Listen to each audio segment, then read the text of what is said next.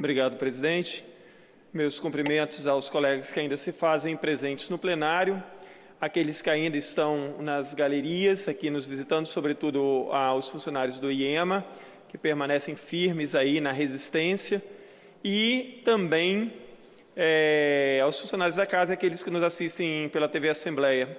Hoje, na fase das comunicações, eu já tinha me referido à questão de que hoje, aqui no Estado, começou-se a cumprir mandados de busca e apreensão contra mulheres de policiais, mães, parentes de policiais que participaram daquele movimento, sem uma justificativa aparente e até as denúncias que nós recebemos, feito de forma ilegal isso.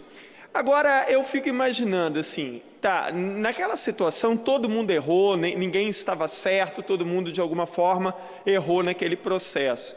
Agora, o que significa prender mães de policiais, esposas de policiais? Nossa, elas se tornaram um perigo para o Estado, que precisam ser presas. Então, se alguma coisa foi errado, que ser chamada para depor e coisas desse tipo, agora, ser presas, mandados de busca e apreensão na casa dessas mulheres, dessas senhoras, isso é patético, mais uma vez, a meu ver, o imperador querendo dar uma lição para mostrar quem é que manda aqui no Estado e o que acontece com aqueles que ousam enfrentá-lo ou desafiá-lo de alguma forma. Emendando isso, hoje uma coluna de um dos grandes jornais aqui do Estado faz uma analogia sobre essa questão da crise referente àquela greve ali dos policiais. Então enaltece o governo, segundo a analogia, sei lá, de um fulano lá, que seria um especialista, o governo Paulo Artung teria saído muito bem dessa crise, teria conduzido muito bem essa crise, que a opinião pública brasileira gostou da forma conduzida pelo governo Artung.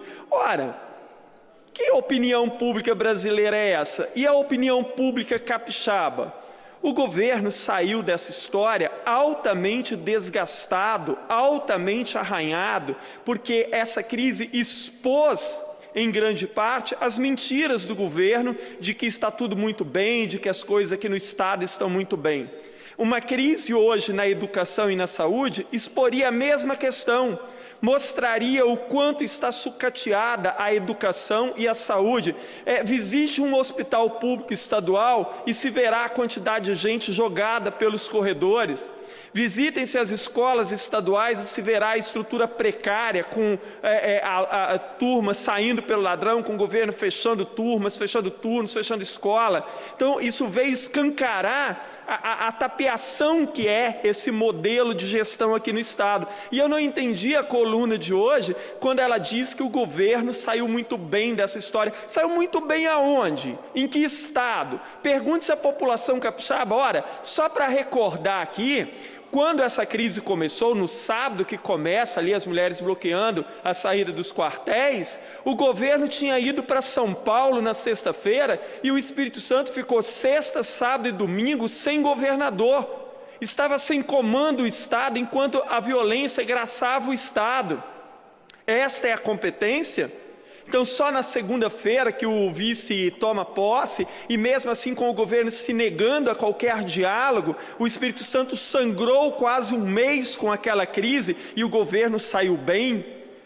Eu cansei de dizer, eu não estou defendendo policiais e nem governo, todo mundo errou nessa história, mas o erro maior foi do governador, sim. Qualquer pessoa que esteja me ouvindo, que tem parentes na área da saúde, na área da educação e na área da segurança, pergunte a eles qual é o diálogo que o governo mantém com as classes trabalhadoras. Pergunte a eles a situação da saúde, a situação da educação e a situação da segurança. Eu não estou inventando nada, eu não estou fazendo uma crítica pela crítica ao governo porque sou oposição. Eu estou fazendo uma analogia da realidade. Então, assim, é lamentável ter uma parte do texto do colunista que ele diz assim, por trás desse movimento teve a bancada da bala do Congresso. Que isso? que há deputados estaduais que se deram mal na eleição da mesa, ajudaram a fomentar esse movimento. Isso é patético. Ora, quer se arranjar um bode expiatório de todas as formas para dizer que o governo não foi o maior culpado dessa história.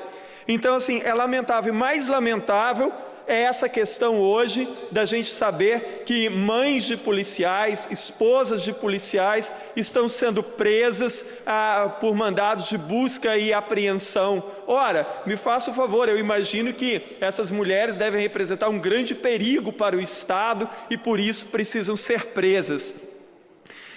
Hoje esteve aqui o secretário da Fazenda fazendo prestação de contas e eu levantei mais uma vez a questão da maquiagem que é feita com as contas públicas, sobretudo na educação, quando o governo afirma que investe 27% em educação.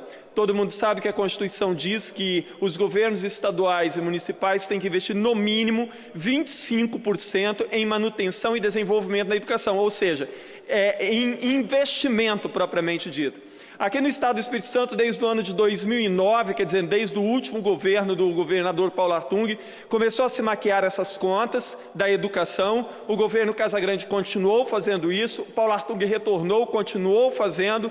Hoje o Estado mal investe 20% dos 25 obrigatórios.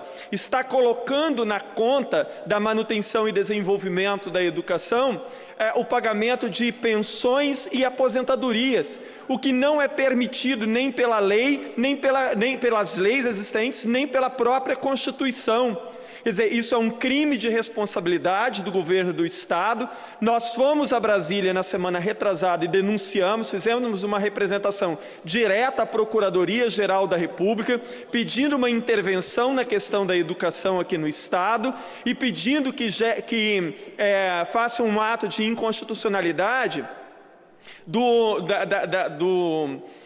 amparo que o Tribunal de Contas tem dado a esse crime cometido pelo governo do Estado, que não investe o mínimo de 25% na educação. Enquanto o governo faz essa maquiagem, turmas são fechadas pelo Estado afora, escolas estão sendo fechadas, enquanto o governo o tempo inteiro faz propaganda da chamada escola viva, enganando a opinião pública. É disso que eu estou falando.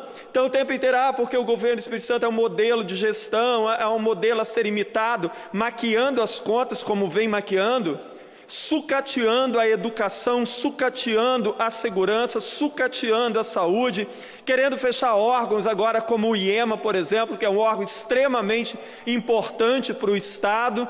Então é dessa forma, isso é exemplo de gestão, então isso é maquiar uma realidade.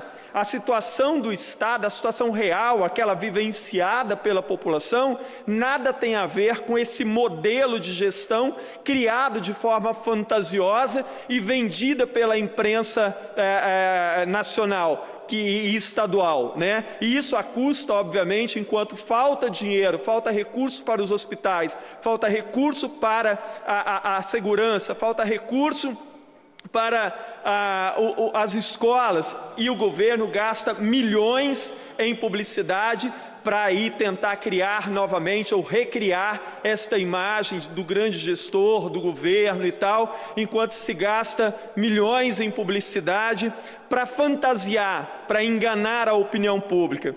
E se a opinião pública brasileira, como diz esse artigo hoje, né, achou que o governo saiu bem, então a opinião pública brasileira deveria conhecer a opinião pública capixaba, a realidade aqui, conversar com os capixabas, o que eles acham, o que eles pensam, como eles viram a atuação desastrosa do governo na crise dos policiais. Como eu falei, nunca tomei partido, não acho que alguém estava certo nessa história, todo mundo errou, mas o grande erro foi do governo por não dialogar. É um governo que continua não sabendo dialogar. Volto a dizer a você que está me ouvindo em casa, se você tem parentes que trabalham na saúde, na educação, na segurança do Estado, pergunte a eles como o governo dialoga e como o governo abre canais de diálogo. Está aí os funcionários do IEMA, que também podem falar muito bem sobre isso. Em que horas o governo chamou os funcionários de carreira do IEMA